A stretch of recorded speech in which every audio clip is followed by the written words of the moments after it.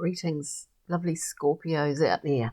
This is your reading for this new moon in your sign. It's the 4th here today and the 5th tomorrow. I see that in the northern hemisphere, I think. That the new moon sort of technically tomorrow. I was just looking at there's a little fledgling here, a thrush, call them here, and it hangs out here. It's only young, and the other day while I was sitting out there, I heard a boom, and it actually flew into the window and knocked itself out. Poor little thing, I freaked out. It was flopping and flapping and flopping around, and then just lay there on its back with its little legs twitching, and I thought, oh God, it's dead. But a few minutes later, boom, it's alive, thankfully, but it just looks so helpless lying on its wee back with its legs.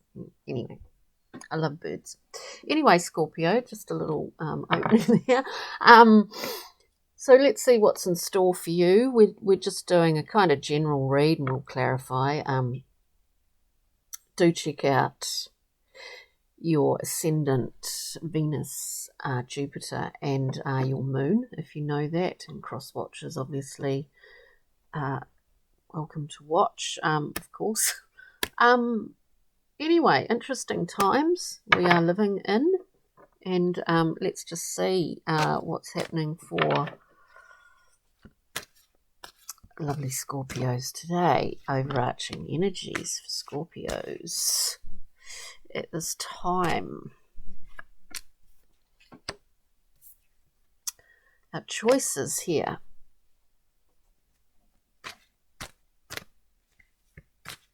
I'll get the cards out and then we'll talk about it. Our choices for Scorpio, we see traits for ease. Also, traits for ease. Thank you. Too many.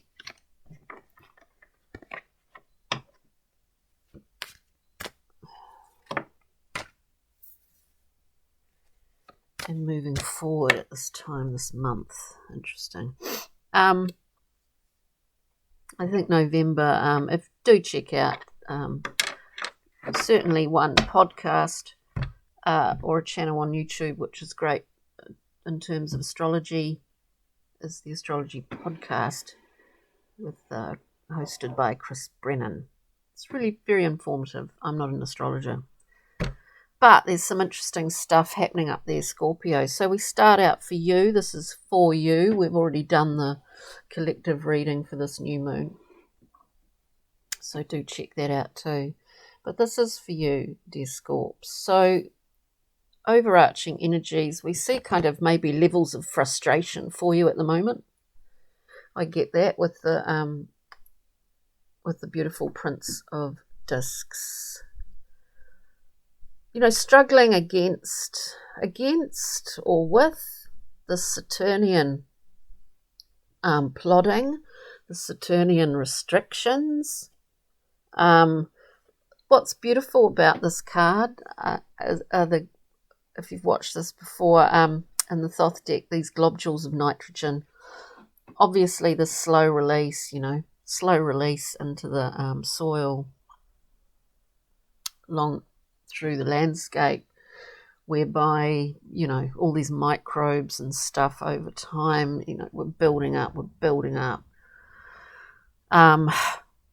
more life, more growth, all of that great stuff. We see this in the Prince.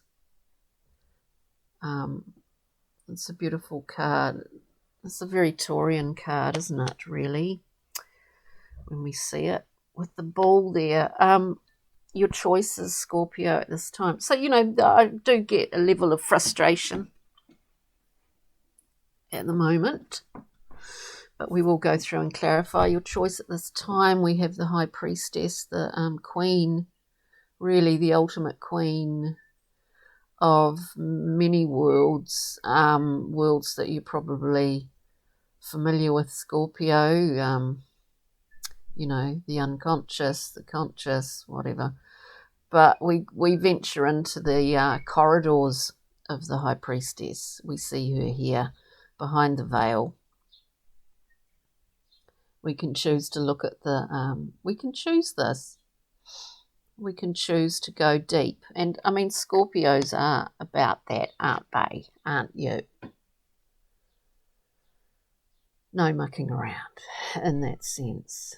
So maybe there's you know, levels of frustration, maybe limited movement for you, Scorpio. So what do we do? What's our choice here then? Ooh, we can get really pissed off. Or we can use this time. Use this time where there are supports available. There's a level of stability. This could be for someone specific out there. Levels of stability in your life, strangely enough, at this time of flux. For some Scorpios out there, there's stability, which is a wonderful, I mean, in terms of your environment. It could be in terms of your environment, in terms of actually the physical space in which you live, or in fact, simply your own mind.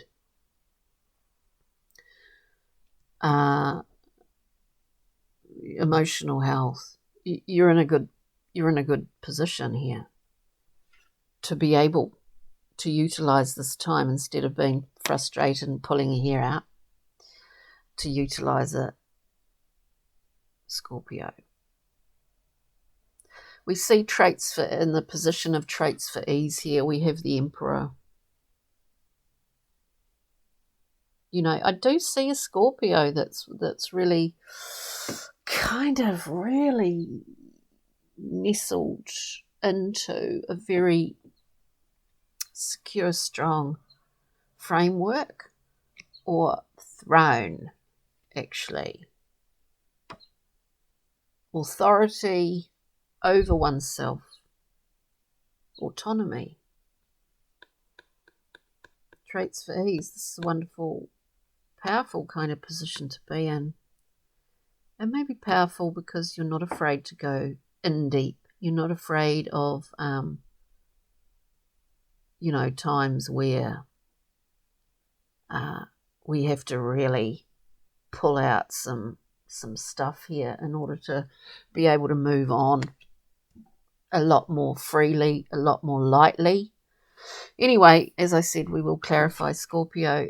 Moving forward, and we're moving forward pretty fast, so don't get weighed down here with the general, you know, overarching sense of frustration. Don't get weighed down by that. Use it. Go in. Use it internally. Moving forward, we have the Chariot blasting forth out of the seas of the High Priestess, the seas of the goddess, Binah, primordial water, from whence we all come and from whence we all return, if that makes sense. The Chariot's on the move. Everything is in a kind of natural balance, simply because of a clear understanding. I'm not necessarily enforcing any harnessment with his animals here, with his chariot. He's blasting forward, and he's got the world in his hands, because this is a whole new cycle here. But the chariot is about fast movement, works in progress, and indeed they are in progress. There might be a little bit of a time of frustration, a time of slowness, but it's not going to last, Scorpio. We have the Three of Wands. We've been on this journey for quite a while, and everything is doing, and you are in a position where you need to be and everything around you is in its right position as well when we see these two cards together. It's pretty good. So let's go through with the Great 70s deck, the Morgan Greer deck, though I think it was 79 when it first came out, but I'm not totally 100% on that. Let's clarify for your Scorpio here.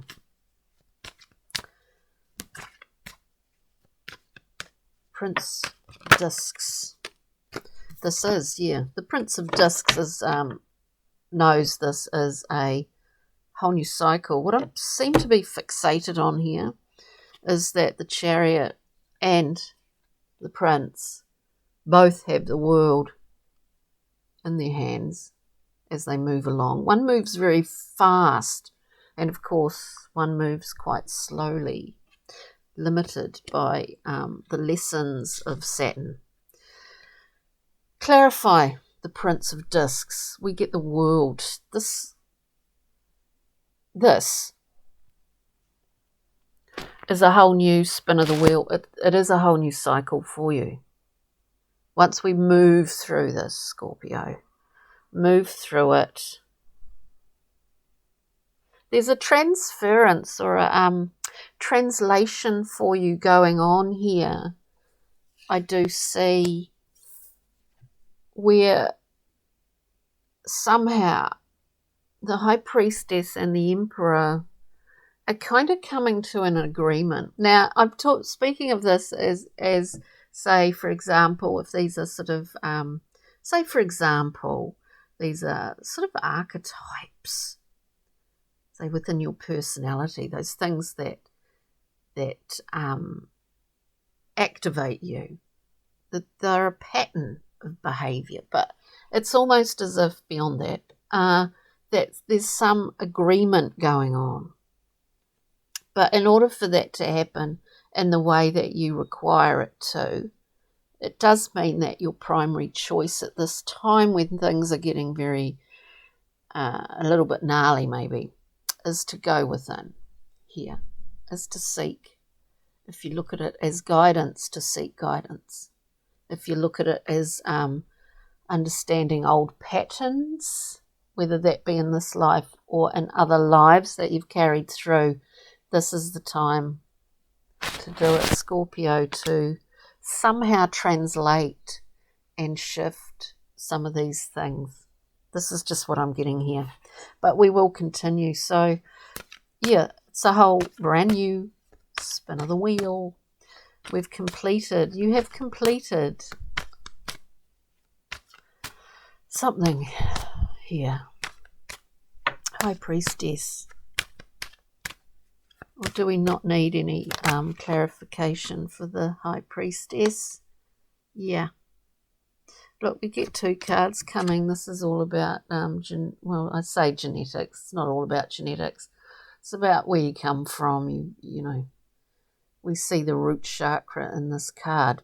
Where you come from, your family history, the wealth you see around you, the people that you see in your world in Malkut, and the physical. Are there things that you want to focus more on? Are there new understandings? Are there things that you didn't see or hadn't seen before, and suddenly you're seeing them now because it comes out with the Four of Cups? It's pretty intense. We receive, in some ways, what we recognize as an offering. But we need to recognize it. This is all about habits and all about patterns of behavior and patterns of repetitive cycles. And maybe you're altering that. This is a chance. This is a moment in time or a period in time where you're altering what you're seeing perspective-wise. And that's a choice, in itself. Okay, so this is quite full on. All it will give you, all it will give you is the ultimate. We get the sun coming out. This is lightning life up for you. But there is a, you know, the end and the beginning of a cycle. We have the end, we have the beginning. There's this space in between, which I think is the space where we are at the moment, Scorpio. The space in between. But the sun, dear friends, it's just glorious. Glorious. And it's showing you some things here. At this time, I do see it. Moving forward, as they say, popular term these days, but we are moving forward in this reading. Let's say, with the Three of Wands and the Chariot blasting forth, works in progress. Works in progress. Maybe a healthier way of communicating, healthier way of conducting relationships. Something is going to be revealed soon. We get 2 cards coming out here for the Three of Wands and the Chariot. Whatever you've been working on, not only personal work, but other working with your own will, actually. Well, I guess that is personal work. We get the Two of Cups, card of choice, card of mutuality, probably one of the most harmonious cards in the deck. Two of Cups, mutual reciprocity, giving and receiving. We're able to see more. The light shines in the dark corners. We're able to see more. We're able to express more, understand more. With that, messages coming through, we get the Eight of Wands. Something's going to propel you forward quite quickly. But it's not that you don't know where you're going, Scorpio, because you do. Because your eye's on it right now. In that Three of Wands. And it has been for quite a long time. But just initially in this reading, there was a period. There is a period at the moment where things just seem a little bit constipated, for want of a better term. Pixie and Fairies, Brian Froud's Fairy Oracle. Looking at the Prince of Discs here, the Saturnian character, we have, things will be speeding up. This is very similar to the Eight of Wands. Iris, beautiful iris of the rainbows. Handmaiden to the gods. Transference, transferring, translating. Yeah, she moved between worlds. This is a card of clarity, actually. This is a card of, suddenly the mists depart and we see really clearly where we're heading. Iris brings that. She brings you closer to this new cycle. And why is that? Because, as I said before, you've overcome some karmic challenges. I'll just put it like that. Or you are currently. Let's just see with the Pixies and Fairies also, as we're moving forward, with this. Look, I do, there's sometimes with these readings, we have often same little indicator cards coming out over and over again. What was I saying? So we're looking here. This is the Chariot and the Three of Wands also. On a really literal level, it could be something speeding up after a slow time of a connection with someone specific. And that you do get, as you start moving quicker, as you start, because you're not losing focus here and falling into some weird zone mentally, as you propel yourself forward, which is happening,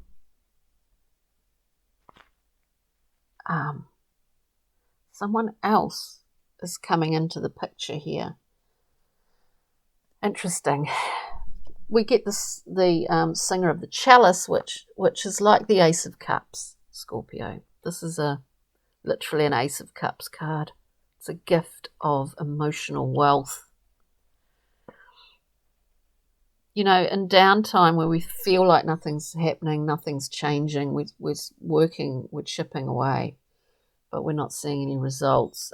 Do not use this time, is all I say, because then we have Sylvanus of the Forest, this gorgeous earthy character, indicating the paradoxical nature of life. He reveals, takes off the mask of truth to reveal the truth. And in doing so, we see the sacral chakra here all lit up like a great beam of light. It's about interactions with others. We see a sword of truth here. We see a sword of truth. Beautiful card, Sylvanus. Speaking of paradoxes, as you speed up, this thing comes in for you, and I do think it's another person. It's a funny reading. Interesting reading. Okay, so let's get a journey map card just to top it off, Scorpio, just to top it off. A card from the journey map, please. And then we'll get a beautiful Kim Cran's animal spirit card as well. What can you tell us, journey map, for Scorpio, please? Wow. So we get one, we get a few, but I've taken the one that turned up. We have Scorpio. Think of it like this. Just at the crossroads here. Just at the crossroads. It's only a matter of time before you venture down the path that you can see it. You know what it is. You so know what it is, Scorpio. Oh. Holy moly. Yeah, you do. We get the crocodile coming out, popping out. Yes, the eye sees every movement. You can walk on land. You can walk on the water. You can go down really deeply too. You've got a lot of memory stored away here. You know, I've left my book for this deck somewhere else in New Zealand, actually, back in Christchurch. So I just go with what I feel on this one. You've got a lot of sustenance or storage, like a chipmunk, you know, stores everything in their cheeks until they need it. You've got this, but you've got it in a sort of emotional, psychological way. It's very strong, if that makes sense for some Scorpio out there. On that note, thank you for joining me, Scorpios. Look, have a wonderful time. Don't get caught up in the frustration of the times, because things are going to be moving really quickly very soon. And I think in a very exciting manner for you. So have a wonderful week. As I said before, check out the other, your moon, Venus, you know, Jupiter, ascendant, all of that stuff, and the collective reading for this new moon in Scorpio, because it might be quite helpful for you too.